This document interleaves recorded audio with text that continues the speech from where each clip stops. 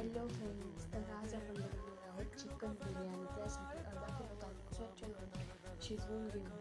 त्यानंतर 2 छोटे कांदे कट करून घेऊ आणि ते तळून घेऊ आणि मग अद्रक लसूणची पेस्ट तयार करून घेऊ. त्यानंतर चिकन मॅरिनेट होण्यासाठी त्यात धनेपूड, हळदी, लाल तिखट, बिर्याणी मसाला, चिकन मसाला असे सर्व मसाले आणि आपलं मीठ टाकून घेऊ.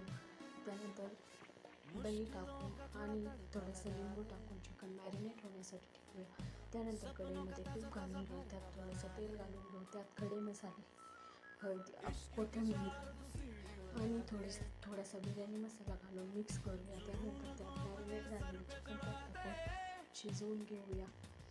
चिकन शिजल्यानंतर 80% चिकन शिजल्यानंतर त्यात आपलं 80% शिजलेला तांदूळ घालून वरून दम देण्यासाठी ठेवूया.